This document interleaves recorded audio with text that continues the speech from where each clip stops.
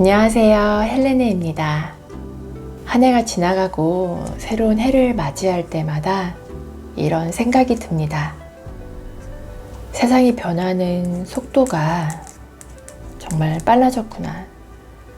나는 그 속도에 맞춰 적응하거나 성장하고 있는가 하고 말이죠. 솔직히 말하면 하루하루 바뀌는 세상의 변화를 따라잡기 어려워졌습니다. 제가 나이를 먹었다는 걸 실감하기 때문일 수도 있겠는데요. 노력을 안 하는 것도 아닌데 자꾸 뒤처지는 것처럼 느껴지는 이유는 우리보다 세상이 더 빨리 변화하기 때문이겠죠. 요즘 드는 제 생각은요. 시계가 돌아가는 대로 현재를 차근차근 사는 게 아니라 타임머신을 타고 미래에 와 있는 기분이 들어요. 그만큼 빠르게 달라지는 것들이 하나둘 늘어나면서 미래가 앞당겨진 세상을 살고 있다는 이야기입니다. 아마 여러분도 그렇게 느끼실 거예요. 우리가 인생을 잘 살아내려면 당장 코앞에 벌어진 일들을 적절히 해결하는 것도 중요하지만 앞날을 내다볼 줄 아는 해안도 필요하거든요. 그런데 아무나 미래를 알 수는 없잖아요. 미래를 알 수 있었다면 원하는 결과를 얻을 수 있었겠죠.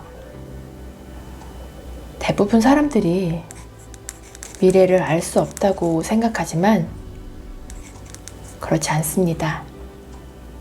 과거와 현재를 비교하면서 그 안에 숨겨진 사람들의 욕망을 발견할 수 있다면 미래에 어떤 변화가 있을지 예측할 수 있어요. 어쩌면 우리는 과거에 미래를 미리 봤을 거예요. 다만 그때는 그것이 미래인지 모르고 그냥 유행이나 잠깐 일어나는 변화 정도로만 알았겠죠. 소설가 윌리엄 깁슨이 이렇게 말했어요. 미래는 이미 와 있다. 다만 모두에게 균등하게 온 것은 아니다. 미래가 오더라도 삶에 반영되는 시점이 각자 다르다는 말이에요. 미래가 이미 우리 곁에 와 있는데 이미 변화를 체험하고 있는 사람이 있고 전혀 실감하지 못하는 사람도 있을 거예요. 내게 일어나지 않는 일이라 해도 다른 사람에게 일어나고 있는 변화라면 언젠간 나도 겪게 될 일이겠죠. 그러니 변화를 무시한 채 살아가기란 더 이상 어려운 일입니다. 변화의 속도에 발맞춰 사는 게 우리의 과제입니다. 너무 빠르게 움직이면 공감을 얻기 힘들고 너무 늦게 움직이면 꼰대라는 비난을 받게 될 수도 있으니까요. 이 책의 저자는 데이터 분석을 오랜 시간 해왔는데요. 저자 소개를 보면 이렇게 적혀 있어요. 마음을 캐는 사람, 수많은 사람들의 일상적 기록이 담겨있는 소셜 빅데이터에서 인간의 마음을 읽고 해석하는 일을 20년 가까이 해오고 있다. 나아가 여기에서 얻은 다양한 이해를 여러 영역에 전달하는 작업을 진행 중이다. 저자는 빅데이터를 바탕으로 사람들의 일상이 어떻게 달라졌고 생각이 어떻게 바뀌었는지 볼 수 있었습니다. 사람들이 소셜미디어에 올린 수많은 글과 사진, 영상은 각자의 관심과 생각, 욕망을 투영하니까요. 그러다 보니 각 개인의 욕망의 합이 곧 미래에 벌어질 일들의 인풋임을 알아냈습니다. 지금 이 시간에도 미래는 만들어지고 있는 거예요. 이 책에는 데이터를 분석하며 저자가 발견했던 과거와 현재의 변화, 그리고 현재의 데이터를 기반으로 예상해본 미래의 모습이 담겨 있는데요. 사람들은 무엇을 원하고 어디에 돈을 쓰게 될지, 기업이 살아남기 위해서는 어떻게 혁신해야 될지, 그리고 개인은 어떻게 해야 변화에 휩쓸리지 않고 삶의 주도권을 키워나갈 수 있을지 이야기합니다. 앞으로 어떻게 살아야 좋을지 막막하셨다면 이 책을 읽으며 미래를 미리 예측해보면 좋으실 거예요. 책은 크게 4장으로 구성되어 있어요. 기시감, 변화, 적응, 성장이에요. 그리고 프롤로그와 에필로그의 제목이 인상적인데요. 프롤로그는 우리는 미래를 보았었다고요. 에필로그는 10년 후 다시 부끄럽기를 이에요. 간략하게 말씀드리자면 우리가 미래를 보았다는 건 과거에 사람들이 선호하고 원했던 것들이 모여 지금이 만들어졌다는 거예요. 그 당시에는 그것들이 미래가 될지 몰랐을 뿐이죠. 이 책을 읽으면서 사람들이 욕망하는 것들에 관심을 갖게 되고 현재의 관심사가 미래에 영향을 미치게 될 것이라는 생각을 하게 되더라고요. 책의 끝자락인 에필로그에서 10년 후 부끄러워진다는 말은 어떤 의미일까요? 지금 당장 여러분의 10년 후를 떠올려 보세요. 현재 모습보다 더 좋아져 있겠죠. 그럼 그때 가서 10년 전을 돌이켜 볼 때 조금 부끄러울지도 몰라요. 그런데 그게 좋은 거예요. 그만큼 성장하고 변화했다는 증거잖아요. 10년 후에 달라진 게 없다면 부끄러울 것도 없겠죠. 10년 후 다시 부끄러워지고 싶다면 3가지를 기억하시면 좋으실 거예요. 제가 이 책을 읽으면서 꼽아본 키워드인데요. 생각, 현행화, 진정성입니다. 먼저 첫 번째 생각에 대해 이야기해 볼게요. 생각은 이 책의 제목과도 일맥상통하는 단어입니다. 생각하지 않고 그냥 하지 말라는 거예요. 무조건 열심히만 하는 게 답은 아니라는 거죠. 잘못된 방향으로 열심히 하면 소진됩니다. 방향을 먼저 생각하고 그 다음에 열심히 집중해야 합니다. 어렵지 않은 일인데 보통 일단 해보고 생각하는 경우가 많이 있어요. Just do it이 아니라 think first가 되어야 합니다. 생각을 하다 보면 그냥 지나쳤던 것들이 눈에 들어오기 시작합니다. 관찰력과 통찰력이 생기는 거죠. 그러다 보면 변화를 파악하고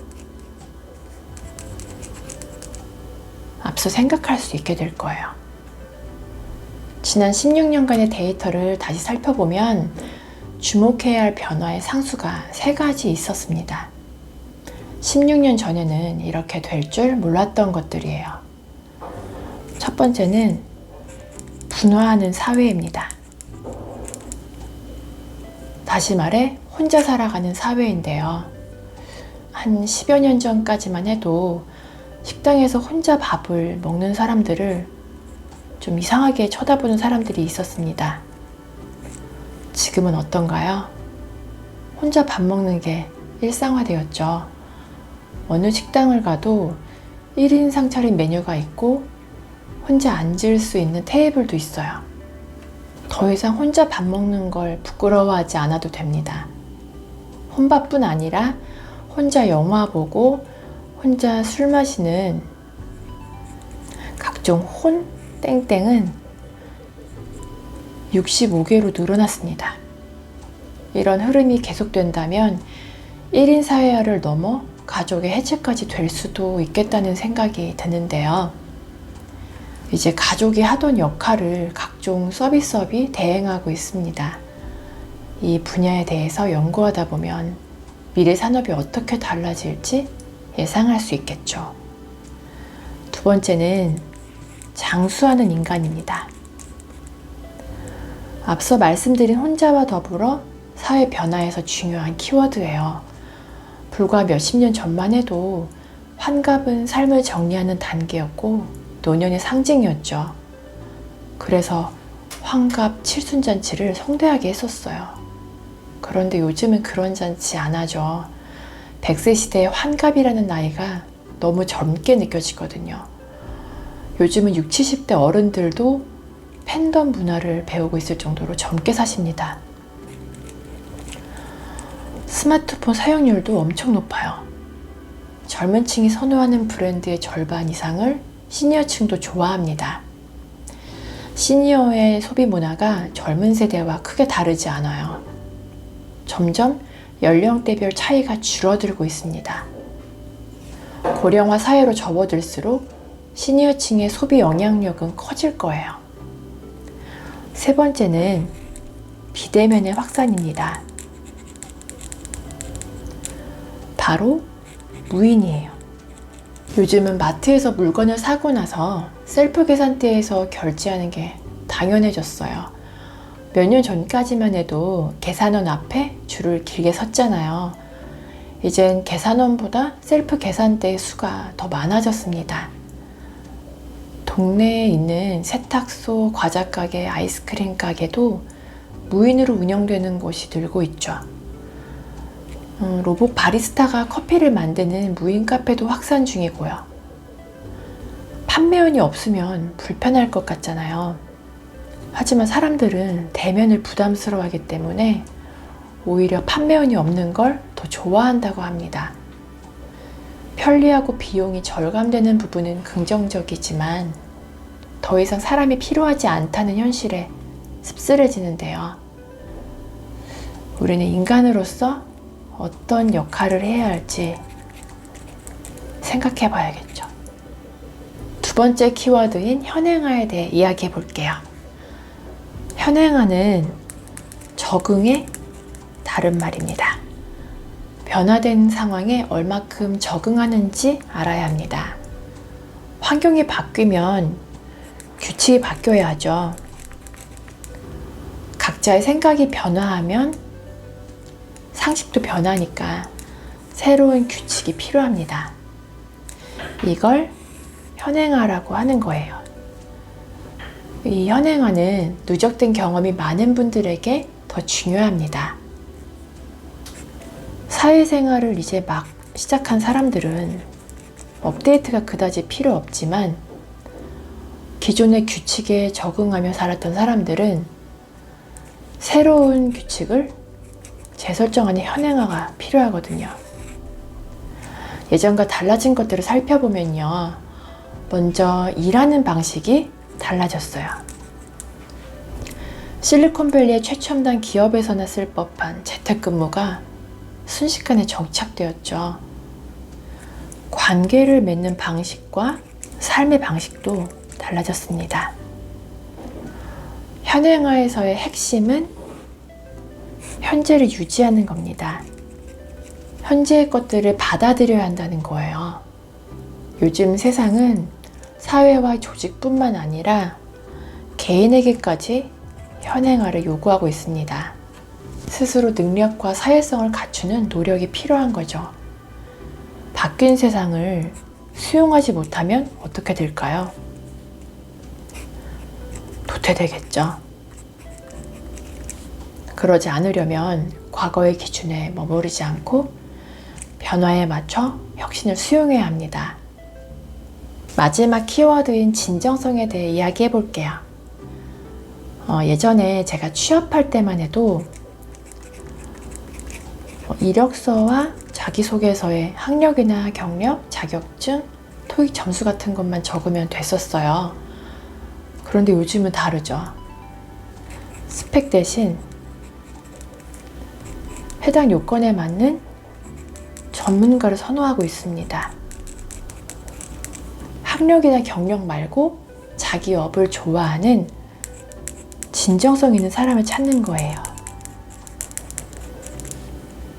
기업들은 점점 신입사원 공채를 줄이고 있고 처음부터 자격을 갖춘 전문가를 채용하고 있어요. 그리고 경력이 몇 년인지 단순하게 제시하는 게 아니라 어떤 프로젝트를 했고 무엇을 기여했으며 뭘 배웠는지 말해야 돼요. 이제는 자신이 했던 모든 일들을 기록해야 하는 시대가 되었습니다. 소셜 네트워크에 자신의 기록물을 쌓아두어야 하는 거죠. 그렇게 해야 자신의 능력을 보여주기 수월하기도 하고 사람들의 공감을 부를 수 있습니다. 네트워크 또한 나의 진정성을 드러내는 메시지가 됩니다. 내가 누구를 팔로우하고 있느냐도 누군가에게는 판단의 근거가 되니까요. 자동화되는 세상일수록 사람들은 진짜를 찾습니다. 앤드류 포터가 쓴 책 진정성이라는 거짓말에 보면 이런 말이 있어요. 진정성의 정확한 실체는 모르지만 진정성 없는 것이 무엇인지는 직관적으로 알고 있으며 진정성이 뭐든 간에 사람들은 그것을 원한다. 이게 무슨 말일까요? 사람들은 진정성이 뭔지 정확하게 모르지만 이 사람이 진짜인지 가짜인지는 안다는 거예요. 행위가 아니라 의도를 보기 때문이죠. 지금까지 말씀드린 키워드를 정리하자면 생각, 현행화, 진정성입니다. 책을 읽기 전까지는 일단 도전하는 게 중요하다고 여겼는데 세상의 변화에 맞추려면 방향성을 잘 설정해야겠다는 생각을 하게 되었습니다. 생각 없는 근면이 아닌 궁리하는 성실함이 필요한 앞으로의 시대에 이 책이 많은 분들에게 미래로 나아가는 지침서가 되길 바라면서 영상을 마치겠습니다. 구독과 좋아요, 댓글은 큰 힘이 되니 꼭 기억해 주세요. 즐거운 하루 보내시고 다음에 또 만나요.